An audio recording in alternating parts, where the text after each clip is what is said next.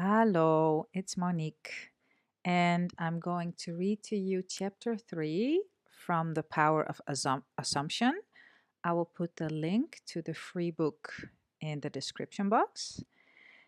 And um, yeah, this is, as you know, part of the Living in the Wish Fulfilled series, which is actually all that we have to do, living in the wish fulfilled, to see materialized in our lives that what we wish to see.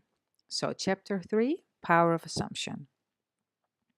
Man's chief delusion is his conviction that there are causes other than his own state of consciousness, which means your consciousness creates everything.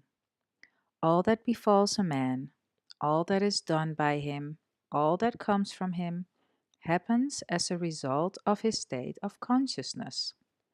A man's consciousness is all that he thinks and desires and loves, all that he believes is true and consents to. That is why a change of consciousness is necessary before you can change your outer world. So, first change within, then you see change without happening. Rain falls as a result of a change in the temperature in the higher regions of the atmosphere. So, in like manner, a change of circumstance happens as a result of a change in your own state of consciousness. This is actually a super nice metaphor that you can use, the rain one. Be ye transformed by the renewing of your mind. To be transformed, the whole basis of your thoughts must change. But your thoughts cannot change unless you have new ideas, for you think from your ideas. So, first you have ideas, and then come the thoughts. Well, first you have the state, from the state come the ideas, and from the ideas come the thoughts. All transformation begins with an intense, burning desire to be transformed.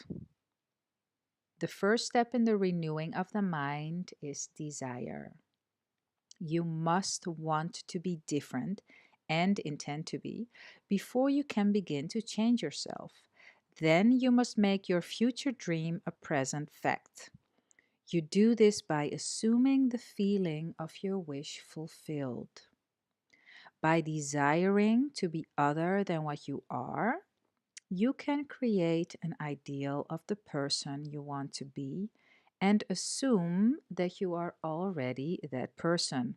And actually, you already are because you are everything at the same time. You're just not aware of it.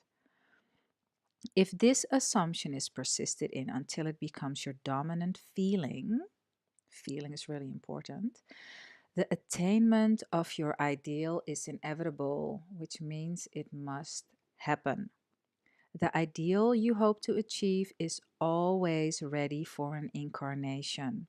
But unless you yourself offer it human parentage, it is incapable of birth.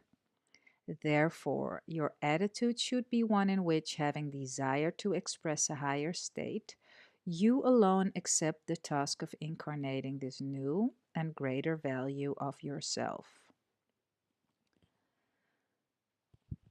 In giving birth to your ideal, you must bear in mind that the methods of mental and spiritual knowledge are entirely different.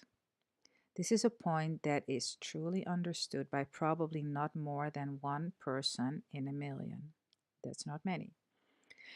You know a thing mentally by looking at it from the outside, by comparing it with other things, by analyzing it, and by defining, by thinking of it.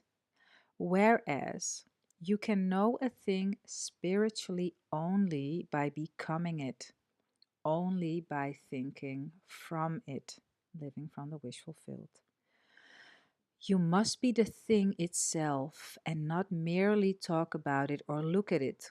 You must be like the moth in search of his idol, the flame, who, spurred with true desire, plunging at once into the sacred fire, folded his wings within till he became one color and one substance with the flame.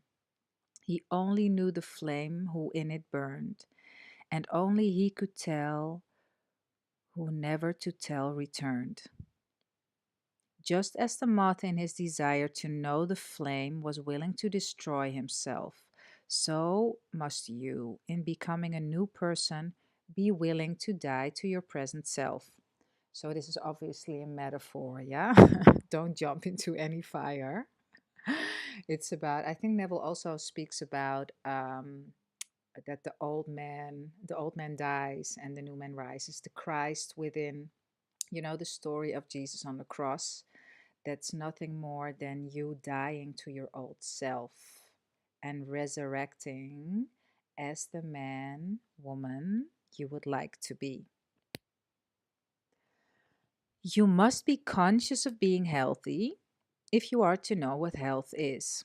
You must be conscious of being secure if you are to know what security is. Therefore, to incarnate a new and greater value of yourself, you must assume that you already are what you want to be and then live by faith in this assumption, which is not yet incarnate in the body of your life, in confidence that this new value or state of consciousness will become incarnated through your absolute fidelity to the assumption that you are that which you desire to be. So just believe it, even if you don't see it yet materialized. Believe it, persist, persist, persist, and ignore reality. Okay, where am I? This is what wholeness means, what integrity means. They mean submission of the whole self to the feeling of the wish fulfilled, in certainty that that new state of consciousness is the renewing of mind which transforms. There is no order in nature corresponding to this willing submission of the self to the ideal beyond the self.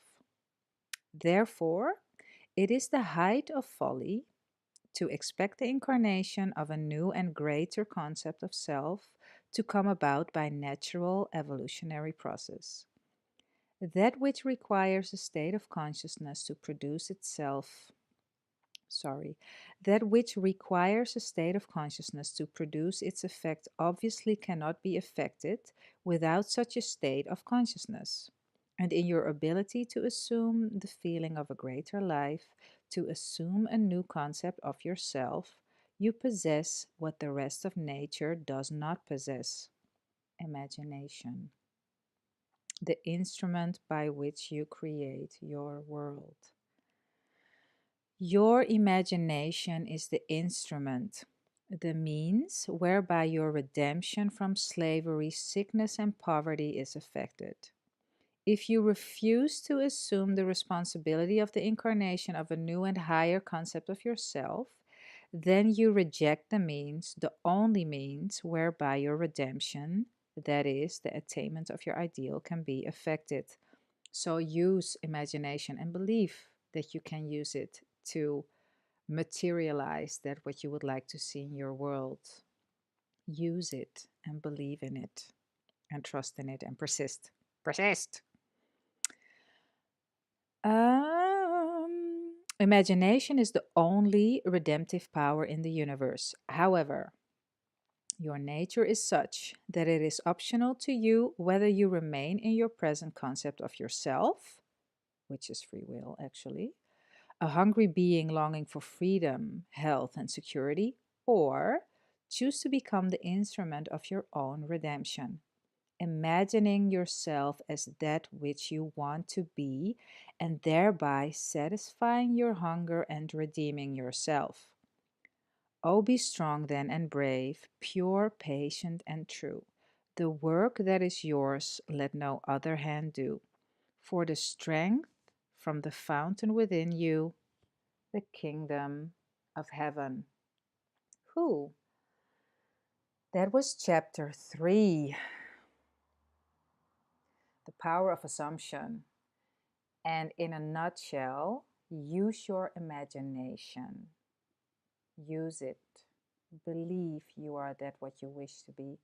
Persist in this belief and ignore anything that says you're not that which you would like yourself to be.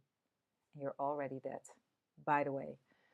Okay, I hope you liked it, and I see you in the next video. Mwah.